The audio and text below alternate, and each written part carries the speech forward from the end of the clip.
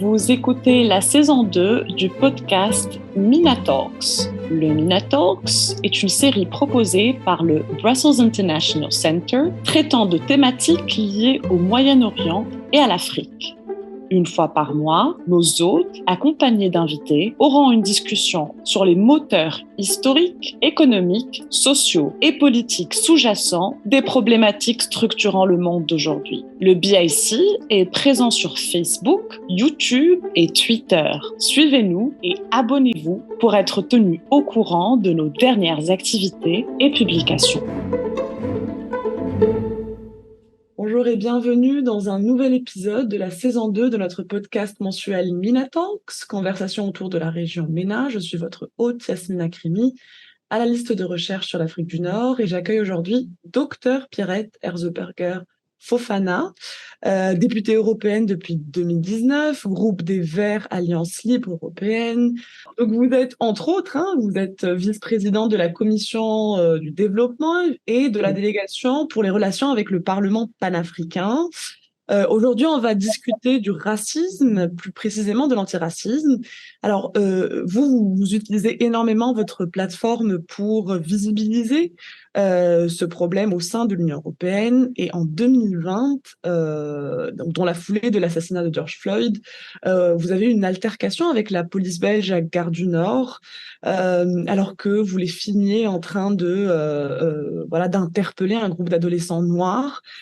Et vous avez vous-même été malmené à l'époque et vous avez porté plainte pour, je ne sais pas comment on traduit ça, harcèlement racial, abus racial.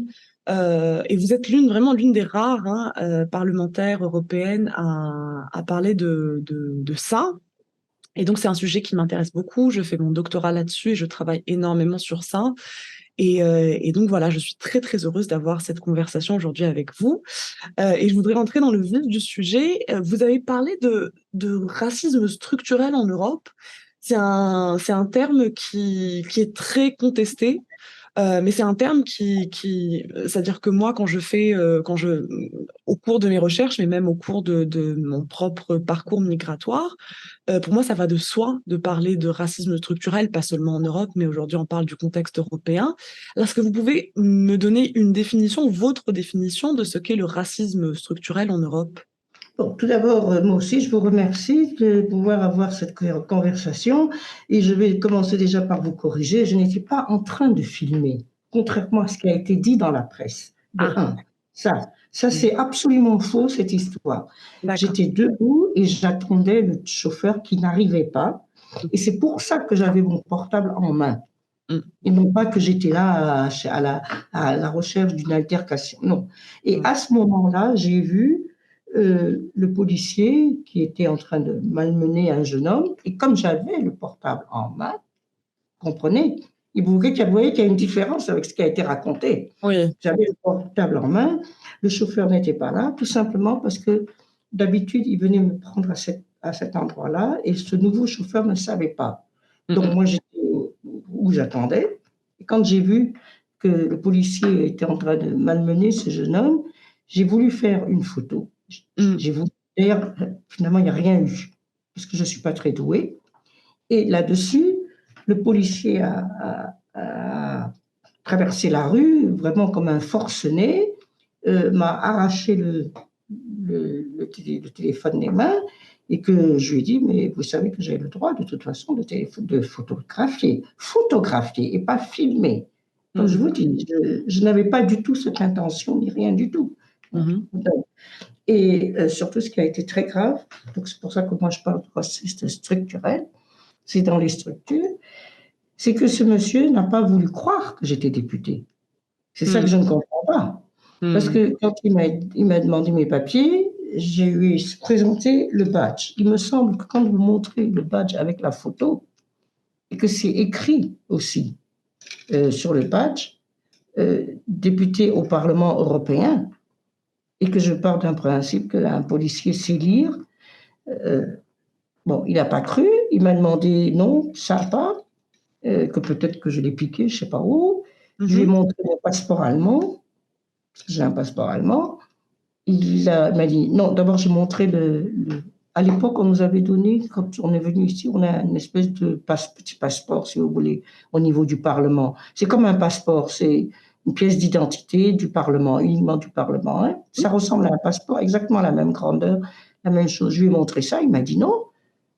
Je lui ai montré donc mon passeport allemand, et non, tout ça, je ne veux pas avoir piqué. Et alors, à la fin, il m'a demandé que je ne suis pas enregistrée ici, et je lui ai dit si, et il y avait la carte, vous savez, on s'enregistre en Belgique. Et en plus de tout cela, je dois vous dire autre chose que je trouve très intéressant. Ce monsieur m'a parlé en anglais. Et je lui ai dit non, je ne parle pas anglais. Et il m'a parlé en allemand. Toute la conversation avec ce monsieur a eu lieu en allemand et je suis surprise que la presse m'ait cité en français avec des termes, d'abord que je n'utiliserai jamais en français. D'abord, j'ai été citée en français avec des guillemets, mais on n'a pas parlé français, lui et moi, parce qu'il est flamand. Et On n'a c'est pas quoi parlé comme un terme, mot. pardon, que vous Le n'utilisez terme que pas en français? attendez, oh, il va me revenir. C'est un vieux terme. Ah, non, mais c'est quel terme qu'il m'a dit encore? Un vieux mot du XVIIe siècle que la presse m'a cité. Or, D'accord. j'ai dit, comment la presse me cite en français avec toutes les insultes que j'aurais dit Mhm. quand on a parlé calmement, lui et moi. Oui. Et donc, Donc, le policier, par son biais racial et raciste, n'a pas voulu croire que vous étiez il n'a député. pas cru, Exact. après que je lui ai montré 4 documents, il n'a pas Exactement. cru que j'étais assistante, pardon, que j'étais députée Député. au Parlement européen. D'accord. Là-dessus, ils ont ouvert mon sac. Il y en a un qui a ouvert mon sac et il a tout mis par terre de mon sac. Et là, il a trouvé un flacon.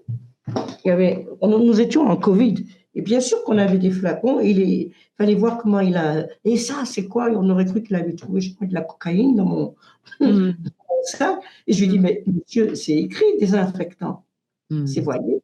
Et là, il m'a demandé, il a voulu me. Oui, on va me plaquer au mur. Mhm. Mhm. Plaquer. Et je lui ai Et dit ça, non. c'était dans la foulée de l'assassinat de George Floyd, c'est-à-dire qu'il y avait déjà C'est passé le 16 juin.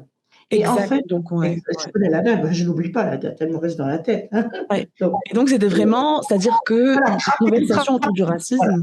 voilà le mot, la presse m'a, voilà, la crapule, que j'aurais traité la Ah, police de oui. crapule. D'abord, Ouais. quelqu'un qui parle français, je ne sais pas comment c'est en Belgique, c'est un vieux mot que je Ouais. n'utilise jamais. Ouais. Crapule, pardon, j'ai jamais utilisé. Ouais. Voilà. Alors, je me demande comment on me cite avec des guillemets un terme qui ne fait pas partie de mon vocabulaire actif.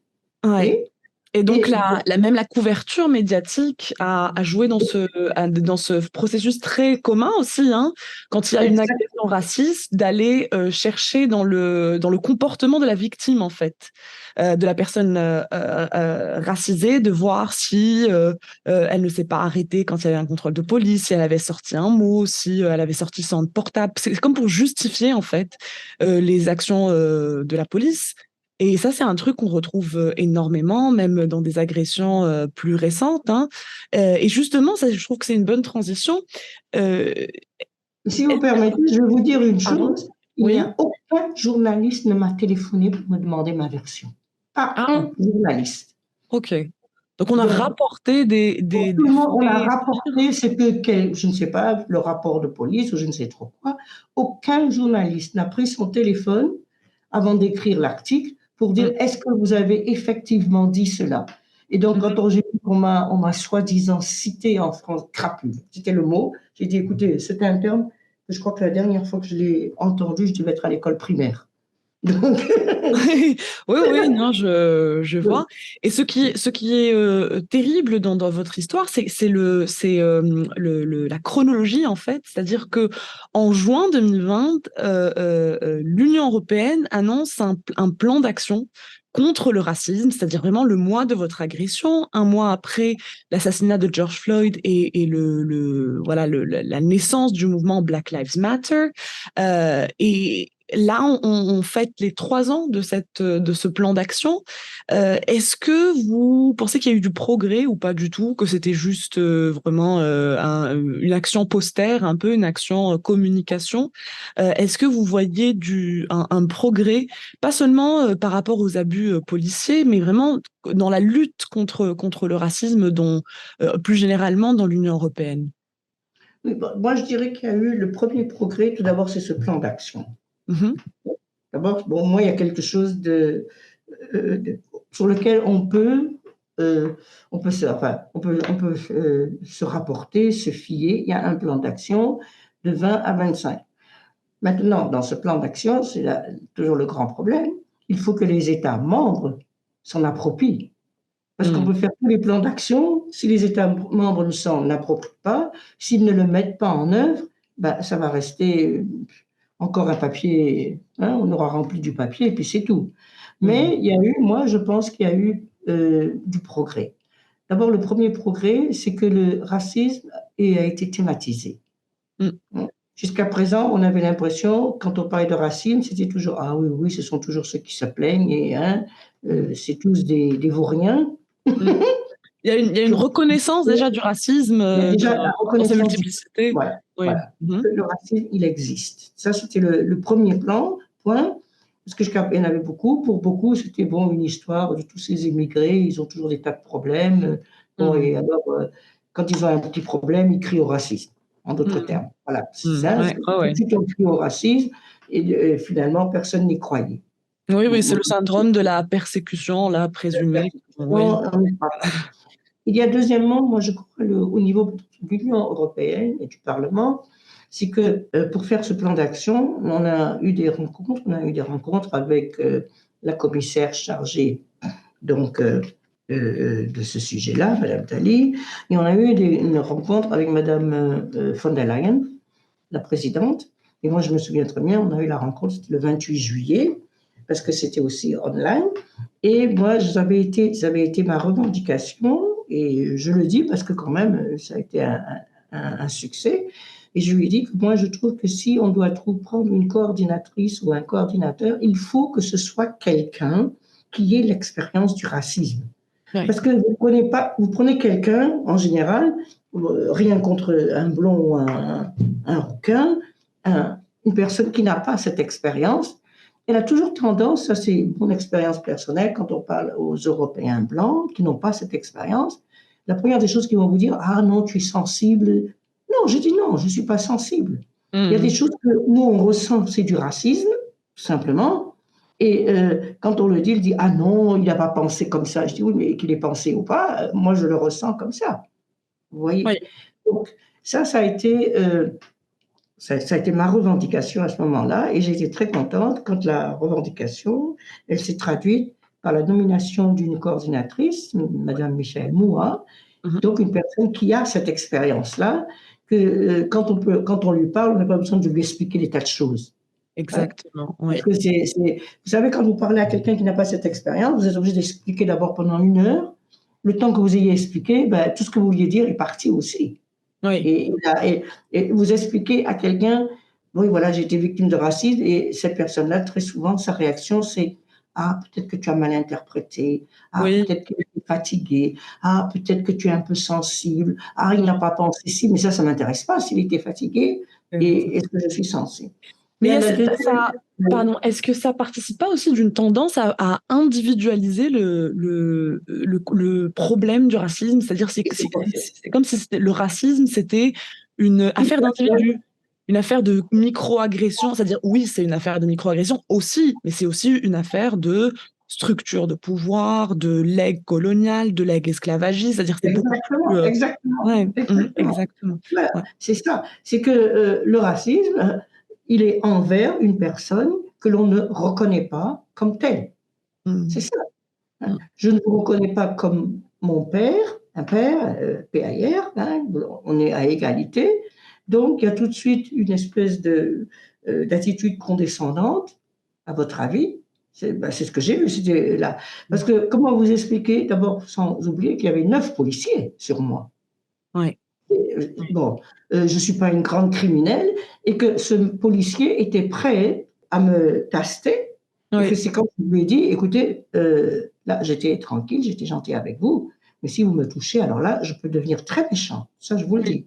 Et oui, c'est là que j'ai vu que parmi les policiers, il y avait une femme. Pour moi, je n'avais que des hommes devant moi. oui, 9 hommes.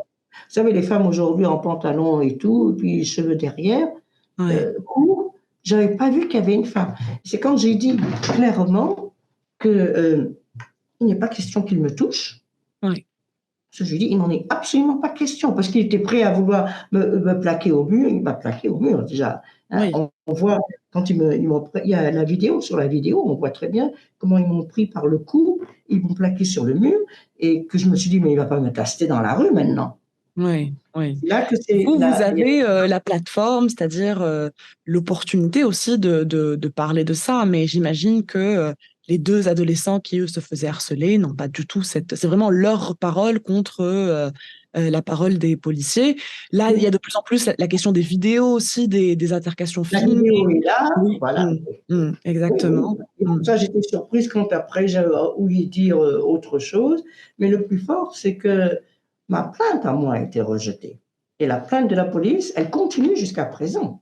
D'accord. Cette Et plainte, pourquoi est-ce qu'elle a elle été rejetée continue. officiellement, votre Bah, plainte? le procureur l'a rejetée. Ben non, j'ai pas de raison jusqu'à ce jour pourquoi ma plainte a été rejetée. Je pars du principe que peut-être ils se sont imaginés, parce que quand elle sera pas réélue, il y a plus tout le problème de l'immunité qui doit jouer un rôle. Et tout ça, j'ai pas compris. Et pour vous dire pourquoi ce policier-là, il s'est rendu compte de sa bévue, c'est quand le chauffeur est finalement arrivé, oui, et qui lui a dit, mais qu'est-ce que vous faites? C'est une députée du Parlement européen. C'est-à-dire, il a cru sur parole ce chauffeur blanc qui a Pardon. dit Oui. que je suis député au Parlement européen, mais moi, il m'a pas cru avec 4 documents, quand C'est même. incroyable, c'est-à-dire C'est que incroyable. vous, Quatre vous qui documents de êtes mon tour. 4 documents et vous qui êtes député, c'est-à-dire si une plainte pour racisme contre la police n'est pas acceptée quand elle vient d'une députée européenne, Ah, elle a été rejetée, oui. alors qui peut porter plainte contre la police? C'est une vraie question, c'est-à-dire que plainte, hein, on parle même pas de condamnation, c'est vraiment une plainte, quoi. Et donc la plainte de la police, par contre, a été acceptée parce que j'ai vu que, oui, voilà, ils ont porté plainte pour diffamation, ce Quoi? qui est Quelle courant. diffamation? Oui, Oui, c'est ce que j'ai dit. ouais. Quelle diffamation? Mm. La police a porté plainte. J'ai dit, parmi les policiers, si j'ai bien compris, il n'y en avait qu'un seul qui avait plus ou moins entendu ce que j'avais dit. Bon, Ouais. et après, avec lesquels j'ai parlé français. Mais en plus, ce qui est le plus fort, c'est que j'ai eu le rapport. Et là, il y a 2 personnes, 2 policiers, que je dois dire, je les félicite, ils ont été très courageux, qui ont Mhm. dit clairement que non, que je n'étais ni agressive, que je n'étais ni... Ça, c'est écrit noir sur blanc. Mm. 2 policiers, ils ont bien dit non, elle n'était pas agressive, elle n'était pas... même elle était bien habillée, je devais trouver ça gentil. Mais Oui, oui, ça joue. Enfin, oui, c'est une politique de la respectabilité aussi, la manière dont vous êtes habillé. Je veux dire, si vous étiez un jeune qui était habillé en jogging, ce qui n'est pas un crime, là, vous auriez paru plus suspect ou plus suspecte. C'est ça le. non, Oui. non, non, non, les 2 personnes ont dit elle n'était ni agressive, ni elle a mal parlé, mais on voyait qu'elle n'était pas contente. Ah oui. Ça, c'est clair. Ça, elle n'était pas Ben, contente. Elle était fâchée, mais les 2 policiers, alors je me dis, 2 policiers ont parlé en ma faveur, les autres ont dit qu'on a parlé allemand. Donc, ils n'ont pas compris. oui. Il y en a un, il a dit, mais seulement avec les trucs. Il y en a même un qui a, j'ai ri, enfin j'ai souri. Il a dit, on avait plutôt l'impression que c'était une discussion comme un vieux couple qui est en train de se discuter. Ah. Parce que, oui, j'ai dit, ah bah oui. Ouais. Et c'est quand je vous dis, quand il m'a dit, on va vous amener à Brabant, la rue de Brabant, moi je ne connais pas Bruxelles. Pour moi, c'est rien, ça ne veut rien dire. Ouais. On vous amène à Brabant. Je ne savais pas Ouais. que c'était la centrale. Et je Ouais. lui ai dit, à ce moment-là, je lui ai dit, ce qui est sûr, c'est que je ne monte pas avec vous dans un fourgon à 9. Ouais. Ouais. Ça, vous Oui, faites ce à que vous neuf, voulez. peut-être même Je lui ai dit, menotté. bah, Oui. écoutez, et il m'a dit, oui, ils ont fait venir un grand fourgon. Je lui ai dit, il n'en est pas question que je monte. Et c'est à ce moment-là que le chauffeur est arrivé. C'est à ce moment-là que j'avais aussi téléphoné, que j'ai dit, il y a mon assistante qui va venir et je vais aller au moins, on sera à 2. Parce qu'après, ça aurait été ma parole contre 9. S'il m'avait tapé dessus, qui allait dire quoi? On allait peut-être Ouais. dire que j'avais été agressive, que je l'avais Oui, attaqués. oui, oui, non, non, C'est ça qui m'a exactement. le plus choqué dans toute cette histoire. Et, et- C'est et tout surtout, ça, et tout oui, ça, c'est parce que ça n'a eu aucune il y a eu conséquence. soupçon que vous filmiez une scène, c'est-à-dire que vous avez Alors que le je droit ne de filmer filmais une scène. pas. Oui, mais même si vous filmiez une scène, même avec une Oui, vidéo, c'est un agent public dans un espace public. C'est-à-dire que théoriquement, il n'y a pas de mal à cela. Vous ne filmez pas non, le c'est autorisé. policier dans sa maison. Oui, oui, oui. Et d'ailleurs, justement, ça nous emmène vers ma prochaine question. Il y a l'un des points du plan, c'est justement une police plus juste, donc une police mieux formée. Et donc une police mieux formée, c'est plus de ressources vers la police, c'est peut-être plus d'effectifs, alors que l'une des demandes principales, l'une des revendications principales du mouvement Black Lives Matter, mais pas que, de beaucoup de mouvements de contestation pour la justice raciale, c'est defund the police. Oui. C'est l'idée de Diminuer les ressources, les fonds exact. publics, Oui, c'est de prendre les fonds réduire. qui sont alloués à la police et les rediriger vers des programmes sociaux, vers le logement, vers la santé, y compris mentale, vers l'éducation. Qu'est-ce que vous pensez de cela? Est-ce que vous pensez qu'il faut une police, c'est-à-dire plus de ressources à la police? Est-ce que c'est possible d'avoir une police mieux formée et est-ce que ça éviterait ce genre d'incident ou est-ce que vaut mieux rediriger ces fonds vers des programmes d'aide à la population qui soient plus, on va dire, plus utiles, mais directement à la population? Moi, je parle d'abord du principe qu'il faudrait que ces fonds, bon, d'abord, je n'aime pas l'idée de on en enlève de l'argent là et on va le mettre là-bas. Parce que Mhm. dès qu'on fait ça, déjà, ça amène des conflits tout de suite. Mhm. Parce que ceux à qui on va prendre ces fonds-là, tout de suite, ils sont pas en position de vous écouter et d'être ouverts à votre demande. Ce Mhm. que je trouve que l'on doit faire, tout d'abord, c'est former la police elle-même. La police n'est pas formée. On doit la former aux questions de racisme. Mhm. Ça, il me semble que ça, c'est primordial. Mhm. Évidemment, quand vous parlez à un policier, il vous dit tout de suite, ah oui, mais moi, j'ai toujours affaire à des gens qui valent rien, des vauriens et tout ce qui Ouais. s'ensuit. Ça, j'ai parlé avec d'autres policiers, j'ai parlé avec des policiers en Allemagne, j'ai récemment, ici en Belgique, Oui. lors d'une rencontre là, j'étais assise avec deux policiers, donc avec qui j'ai parlé, et je pense que malgré tout, les policiers ne sont pas formés aux questions de racisme. Oui, au Vous voyez. biracial aussi qu'ils ont Voilà. eux-mêmes, Voilà. hein, oui, oui. Voilà. Mm. Bon. Et on ne connaît pas, ces gens-là ont aussi leur expérience personnelle en dehors de la police. Bien sûr. Par exemple, oui, ils ont tous là. Mais je pense qu'il faudrait d'abord une formation, que ça devrait être exigé, ou pas qu'on ne devrait pas, peut-être pas l'exiger, mais on devrait la faire dans le cadre de leur formation. Lorsqu'ils deviennent policiers, je suppose ils font des tas de formations.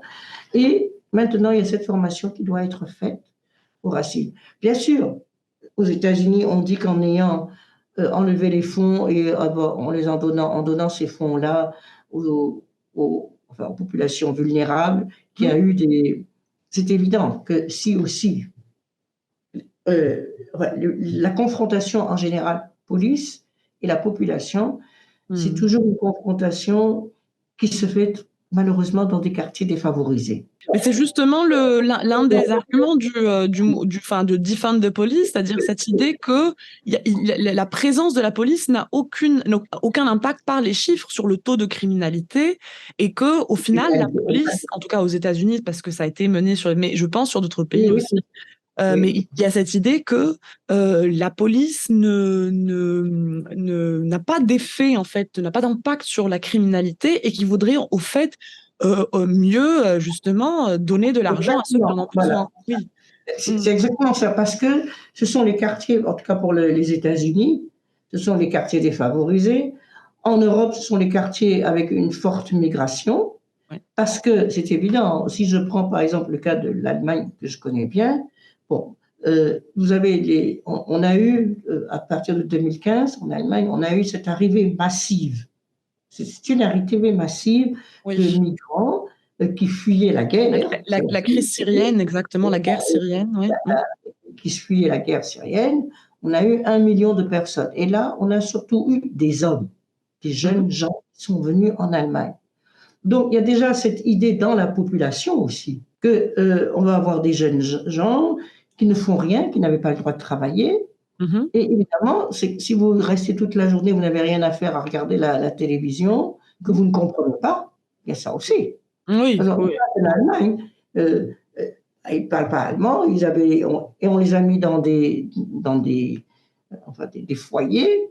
Bon, or, ces gens-là, au départ, ce sont des gens qui fuyaient. Ce sont des gens qui avaient les moyens. D'une façon générale, d'après les études, au moins en Allemagne, tous ces Syriens qui sont venus, c'était la classe moyenne qui est venue. Oui, oui, et d'ailleurs, dans l'absolu, hein, les gens qui font le voyage, c'est-à-dire il faut se permettre le Ils vont se voyage, permettre. même à Voilà, travers la Méditerranée, voilà. c'est très, très cher, de Voilà, plus en plus oui. cher. Oui, Donc, oui, pour bien le sûr. cas, au moins, comme je vous dis, pour le cas de l'Allemagne, on n'a pas eu, ce ne sont pas des, a priori, entre guillemets, délinquants ou enfin, Ouais. des gens qui, on pourrait dire, ah oui, des personnes. Non, ce sont des gens, c'est la classe moyenne syrienne qui a fui et qui est arrivée. Mais dans l'imagination de la population allemande, ce sont des jeunes gens qui vont attaquer les filles. Voilà. Oui, alors ça, c'est un autre cliché encore, c'est un autre cliché raciste de l'homme arabe. Voilà, Oui, l'arabe, ça l'arabe. reste un violeur. Bon. Exact. Et vous dites que c'est des jeunes gens qui n'avaient rien à faire, mais ça, c'est une crise de l'accueil aussi, c'est-à-dire accueillir des gens, Exactement. Et voilà. ça a Oui, été tout d'abord la crise de l'accueil, le fait que il n'y a pas eu, vous savez, si on compare avec l'Ukraine, oui. bon, il y a eu Ah oui, exactement. Nous, on peut très bien comparer parce qu'on a eu tous les Syriens et puis on a eu après tout l'Ukraine. les Alors, Ukrainiens. l'Ukraine a été accueillie à bras ouverts, tout le monde était prêt à offrir Oui, sa maison. oui. Euh, enfin, ça a été Il y a eu un un accueil, mécanisme d'accueil favorable, d'accueil, oui, et de solidarité à travers de l'Europe qui est solidarité. Voilà, impressionnant et qui impressionnant. nous rappelle que l'Europe est capable de ça quand il y a la volonté Exactement, politique, exactement, oui, d'accueillir les gens exactement. dignement, oui. Dignement, voilà. Or, Mm. c'est ça qui manque, enfin, au moins pour ceux qui sont arrivés. Il est vrai que quand Madame la chancelière a dit en allemand, wir schaffen das, c'est-à-dire nous y arriverons, le premier mouvement, ça il faut le reconnaître, la population avait d'abord bien accueilli les Syriens. Ça, Mhm. oui, ça, oui. Ça avait bien, ils ont été accueillis dans les gares, enfin à Munich, l'arrivée à Munich, oui, à Passau, ce sont les gares transfrontalières, ils avaient été très bien accueillis. Bon, mais seulement, par la suite, les communes n'étaient pas préparées. Moi, j'étais conseillère municipale pendant 15 ans. C'est vrai, les communes n'étaient pas préparées. On Mm. n'était absolument pas préparés à recevoir tout d'un coup plein de jeunes gens. Que faire avec? Oui, qui ne parlent pas la langue, qui n'en... Mais ça, c'est aussi un échec de la politique de solidarité européenne, parce que, par exemple, les Syriens qui arrivent, ils ont sûrement de la famille autre part en Europe. Et Exactement. c'est des pays qui ont refusé, c'est-à-dire c'est ce qui se passe aujourd'hui avec ceux qui arrivent, c'est-à-dire les migrants francophones qui arrivent en Italie. Ils ne veulent pas rester en Italie parce qu'ils ne parlent pas la langue, ils n'ont pas de lien.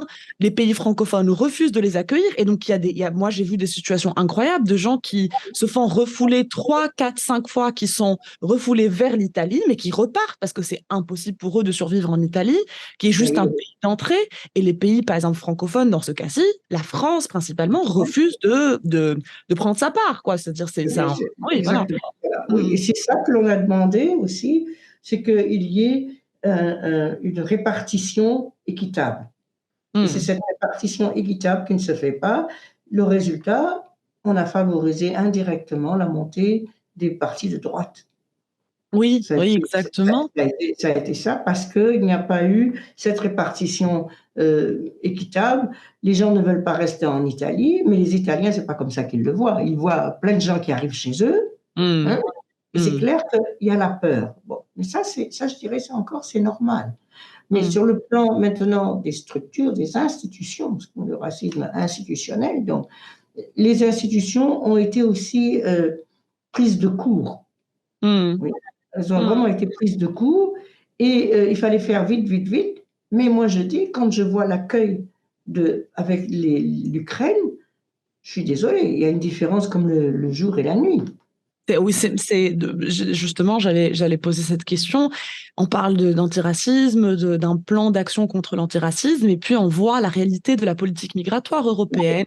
politique. On voit, il y a une incohérence flagrante. Moi, je suis tunisienne et je vois ce qui se passe en Tunisie avec les migrants subsahariens et je vois ce qui se passe surtout aussi depuis qu'il y a eu la signature de l'accord en juillet. C'est-à-dire que je pense que 2 semaines après, il y a eu une déportation de masse des migrants subsahariens qui ont été Dans le abandonnés désert, oui, oui, dans le désert, sans vivre, oui, sans eau. Ça, exactement. c'est pas juste.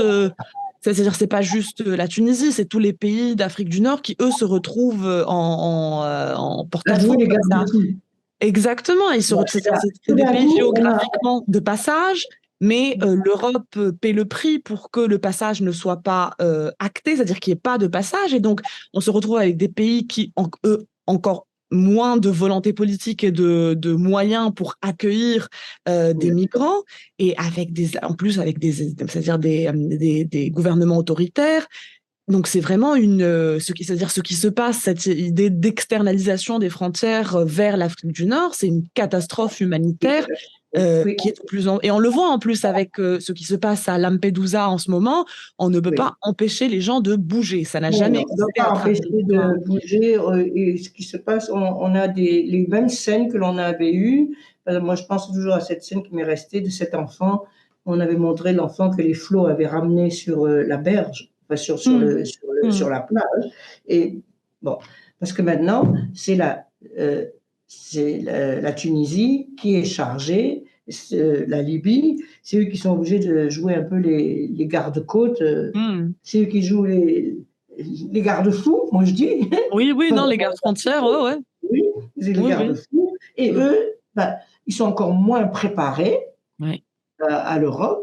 Évidemment, ils ont aussi d'autres méthodes, ce qui explique aussi le dérapage des phrases que votre président, enfin, le Oui, président oui, non, adjoint. tout à fait, tout à fait. En Alors, plus, tout il y a ça, des on considérations. cautionne Ouais. indirectement, d'ailleurs, c'est ce que j'ai dit, j'ai écrit un article dessus, à bas le Oui. racisme Et en vous vous êtes Tunisie, opposé hein, à l'accord dans un débat en septembre à dans un Strasbourg, débat j'ai vu. en Mm. plénière, que c'est incroyable, qu'on se désengage complètement, l'Europe se désengage et donne toute la responsabilité. Maintenant, l'Afrique du Nord n'a qu'à se débrouiller avec les migrants, faites-en ce que vous voulez, on vous donne l'argent.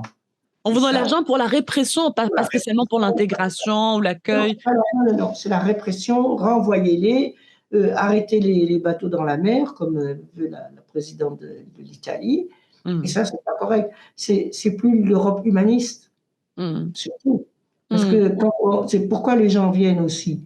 Parce qu'on a cette idée de l'Europe qui est dans ces structures, c'est vrai. C'est une Europe ouverte, humaniste, ou tout ce qui s'ensuit. Mais là, avec ce problème-là, les gens, l'Europe n'est plus ce qu'elle était. Mais aussi, on ne pose pas le problème pourquoi des jeunes gens quittent leur pays. Et Oui. moi, au mois d'août, j'étais à Dakar, j'étais au Sénégal, parce que justement, quand j'y étais, il y a eu des jeunes qui avaient quitté avec un bateau depuis le mois de juin, et le bateau, il a échoué finalement au mois d'août, un mois après, non loin du Cap-Vert. Mhm. Et bon, j'ai plus les chiffres en tête parce que il me semble qu'ils étaient une centaine, si, et je crois qu'il y en a 65 qui sont morts. Ouais. Et donc, moi, j'ai pu parler avec des gens qui veulent partir, qui étaient partis. Et quand je leur ai posé la question, j'ai dit, et pourquoi vous voulez tous venir en Europe? Vous savez qu'on ne veut pas de vous. Ils disent, oui, mais on oublie. Qu'est-ce qu'ils m'ont raconté? Ils m'ont dit, c'était le cas de ces gens-là qui étaient partis dans un bateau, le bateau a échoué. Et donc, le Cap-Vert, bien sûr, le Cap-Vert n'a pas les méthodes de pouvoir recevoir. De toute façon, ils ne voulaient pas rester au Cap-Vert. Et Mm. donc, ils sont revenus, on les a ramenés à Dakar. Ils sont donc revenus à leur point de départ. Et alors, un a dit quelque chose, il a dit, nous sommes des pêcheurs. Hein. Tous ceux qui sont partis dans ce bateau-là précis, hein, je ne dis pas c'est tout le monde, nous sommes des pêcheurs. Et qu'est-ce qu'il y a avec les accords que notre gouvernement, que le gouvernement du Sénégal a passé avec les grands trailers, il n'y a plus de poissons dans la mer. Ils viennent avec leurs grands bateaux, ils vident l'Atlantique, vraiment, ils vident l'Atlantique, et nous, il ne nous reste plus que des petites sardines. Et on ne Ouais. peut pas vivre avec ça. Et alors, c'est pour ça qu'on part. Que si on avait du travail chez nous, mais bien sûr que personne ne va quitter son pays s'il est bien. Oui, Donc, il y a aussi le problème de tout ce passé. D'abord, les accords bilatéraux des pays africains avec les grandes compagnies.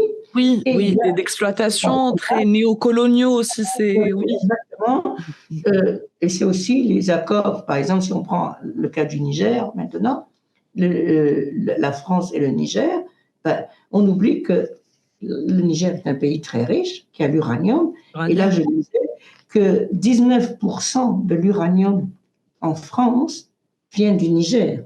Oui, oui, Et, oui, et, oui. euh, et, l'uranium est vendu à 200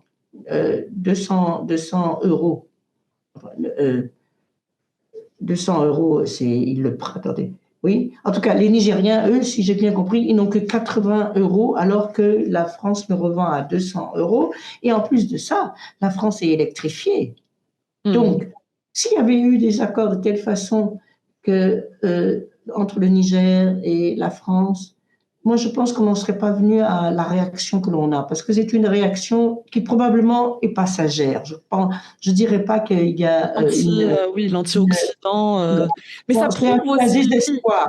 C'est le désespoir oui, et puis c'est une forme de résistance aussi, de parce qu'on résistance. le Oui, voit, voilà. c'est-à-dire que, par exemple, là, vraiment, le Niger et la France, c'est vraiment Oui, un des amours exemple total. typique hein, de la France-Afrique, des rapports néocoloniaux, d'une grande forme d'impérialisme aussi, et on le voit à quel point c'est lié, par exemple, changement climatique, exploitation de l'Afrique, migration massive, tout ça. C'est-à-dire, il y a beaucoup de gens aujourd'hui qui quittent parce que le changement climatique les pousse à quitter. Il n'y a pas de catégorie légale pour ces gens-là. C'est-à-dire, il y a pas de loi prévue parce que voilà, les accords de 51 disent que voilà, c'est soit migrants économiques, soit réfugiés politiques et c'est très réducteur. Et donc, on le voit, c'est-à-dire que tout ça est lié, mais on fait comme si, Voilà, ça voilà, on fait n'existe comme pas. si Voilà. c'était des Et c'est choses. tout d'un coup, les gens ont eu envie de venir tous en Europe. Et donc, en même temps, on donne aussi une très mauvaise image de l'Afrique. Et c'est d'ailleurs pour ça que moi, j'ai proposé pour le prix Sakharov, cette jeune fille de la Vanessa Nakate. Bon, je pense qu'elle va peut-être être dans la shortlist pour bien montrer qu'il y a des jeunes qui veulent développer leur pays, Hmm. qui sont prêts à tout sur place si on les aide. Hein. Ouais.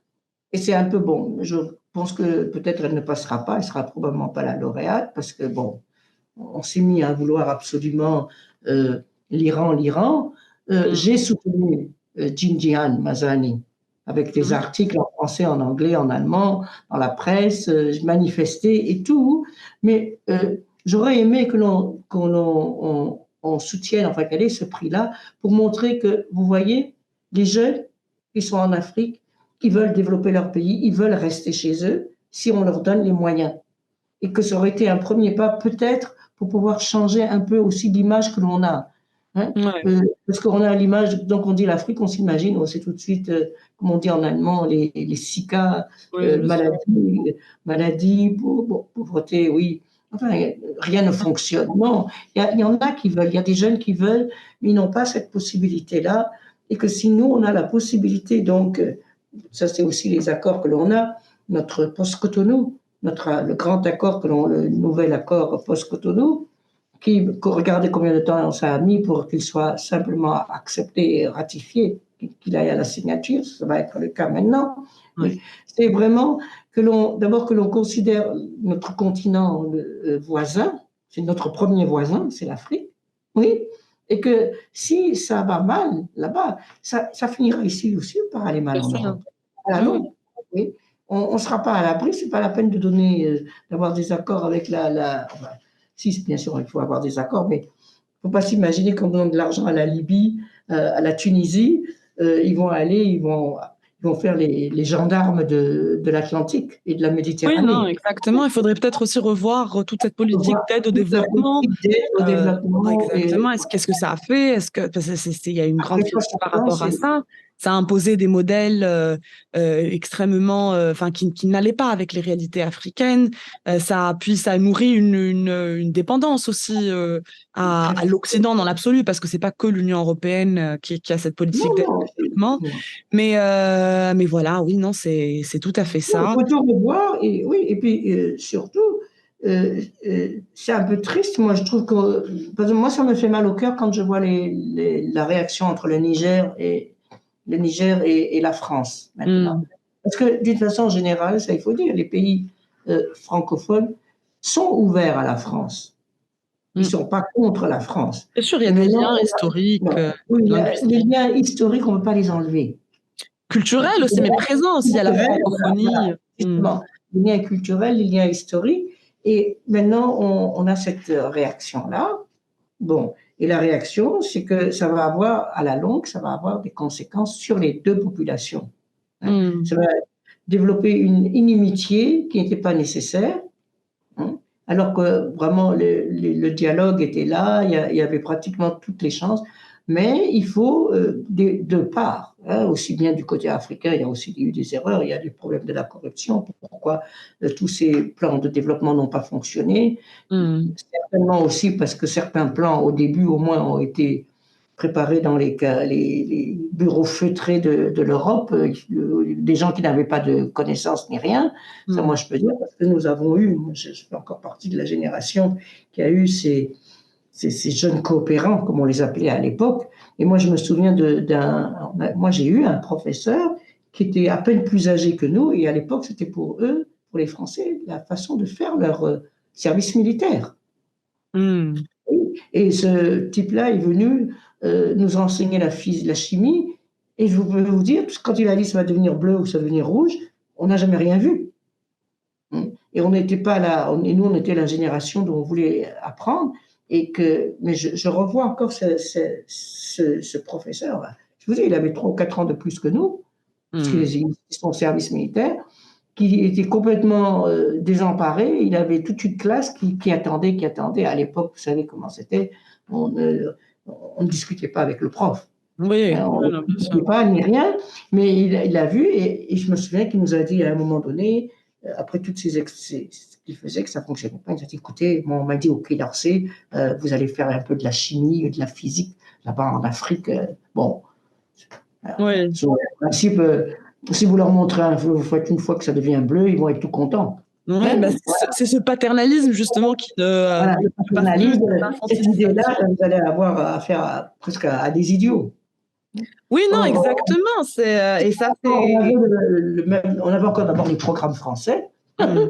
Donc, on avait Oui, non, tout exactement à les fait. mêmes Quand on programmes. voit qu'on a deux près, donc Nicolas Sarkozy qui avait dit que le problème de l'homme africain, c'est qu'il n'était pas rentré dans l'histoire. Il faut le dire à Président l'université. Macron, le président Macron qui dit que le problème de l'Afrique, c'est la femme africaine parce qu'elle a beaucoup trop d'enfants. C'est-à-dire qu'on voit qu'il y a une forme de paternalisme aussi qui ne passe plus, qui se traduit dans des accords économiques, mais qui se traduit dans un narratif aussi, des éléments de Un discours qui ne narratif passent qui plus. est inadmissible. Oui, ça c'est Exactement. Moi, je sais qu'en Tunisie, c'est-à-dire que moi, j'ai vécu toute ma vie en Tunisie, ce genre de paternalisme ne passe plus, non. principalement de la France, parce que voilà, la France, c'est l'ex-colonisateur, Dans mais toute la toute France, l'Europe, oui. tout Non. l'Occident, ça ne passe plus. On va vous apprendre à vivre, on va vous apprendre Voilà, on va vous apporter la civilisation la et je ne sais trop civilisation, quoi. Tout ça, exactement. ça ne marche plus. Vous savez, avec la globalisation, les gens sont au courant de tout. Exactement. Bon. Donc, Ouais. on ne sait pas comme avant. Avant, vous pouviez venir, à mon époque, vous raconter ce que vous vouliez. Bon, c'est fort possible, on n'en sait rien. Vous ne connaissez pas, on n'avait pas vu. Donc, on croyait ce qu'on nous racontait sur l'Europe. Hein. Puis, on arrive, on a vu autre chose. On s'est dit, ah ah. Mais la jeunesse actuelle, elle est connectée. Les jeunes sont tous connectés au Sénégal. Alors, vous voyez même une chose qui est aberrante, enfin pour moi, vous voyez des paysans qui ne savent ni lire ni écrire, ils ont leur portable et qui font des transactions. Non, Ben exactement. oui, ben oui, Exact. ben écoutez, moi quand je vois par exemple une femme, elle ne comprend pas un mot de français, et puis elle me fait la transaction, et clac, clac, clac, je dis waouh, l'alphabet digital, c'est moi, et pas Ouais. elle. Oui, non, non, mais c'est tout Oui, à fait ça. Il y a des enfants à peine, vraiment des enfants, quoi, qui savent donc, déjà utiliser il faut, les. voilà, oui.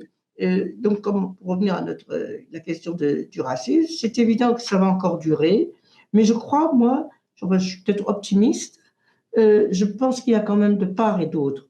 Il y a de part et d'autre beaucoup de gens qui ne veulent pas non plus. On a même on a en Europe des gens qui ne veulent plus non plus de ce paternalisme, qui se sont rendus compte que, bon, ben, ma foi, tout ça, ça ne sert à rien, qu'on est tous dans le même bateau, si on veut, même si on va dans des directions différentes.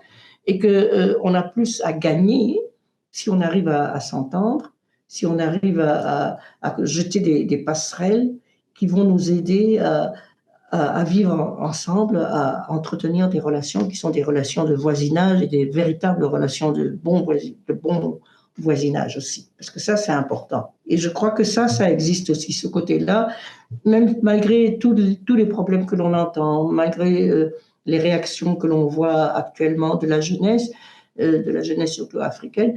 C'est aussi une jeunesse, comme j'ai dit, qui est peut-être désespérée parce que l'Afrique est le continent le plus riche et en même avec les ressources Oui, minières, les ressources, les minerais, tous les minerais, humaine c'est aussi, hein, humaine, c'est humain vrai. et tout. Mm. Et puis quand on dit les femmes ont trop d'enfants, je suis désolée. En Europe, on regrette de ne pas avoir de jeunes. Exactement, Donc il faut exactement. savoir. Hein.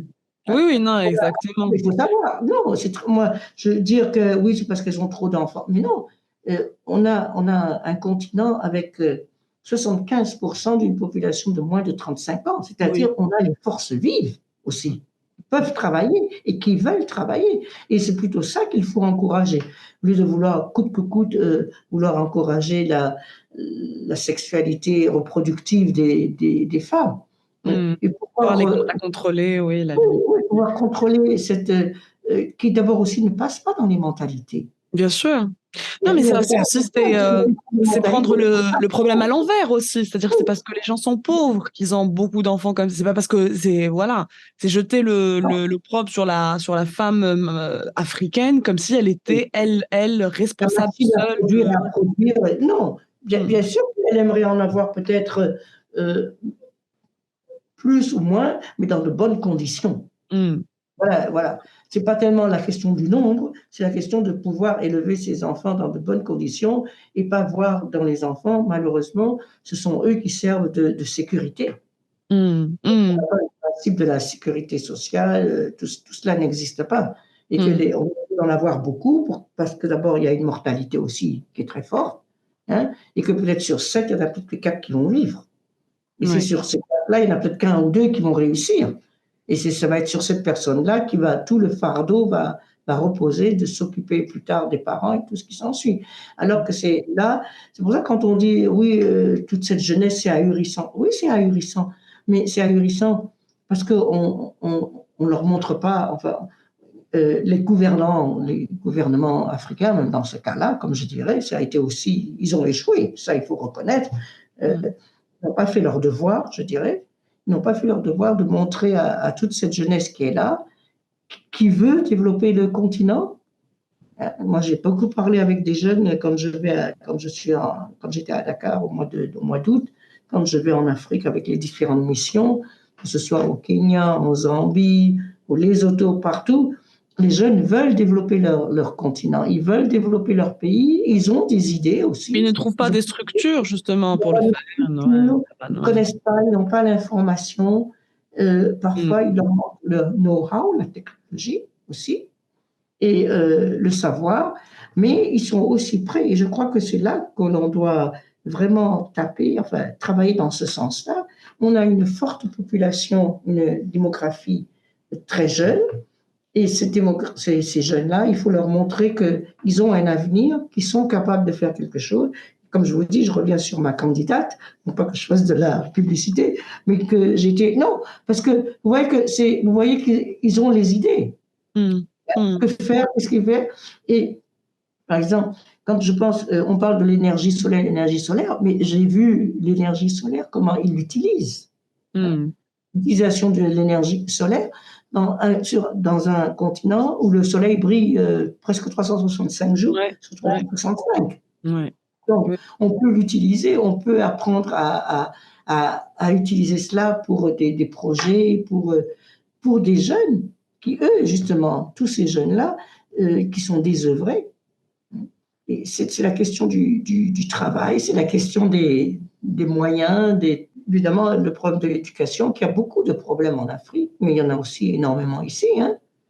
C'est pas Ouais. le paradis non plus. Nous pouvons travailler ensemble, on va se tendre la main et on va pas venir avec des plans et essayer Mm. d'appliquer des plans qui parfois ne fonctionnent pas, tout Et simplement. Exactement. Alors, merci beaucoup, docteur Pierrette, pour cette conversation. C'était vraiment un plaisir. Merci d'avoir écouté cet épisode des Minatalks. Vous pouvez partager avec nous vos réflexions sur les réseaux sociaux avec le hashtag Minatalks et suivre nos activités. Les Minatalks est une série de podcasts sur le Moyen-Orient et l'Afrique, une initiative du Brussels International Center.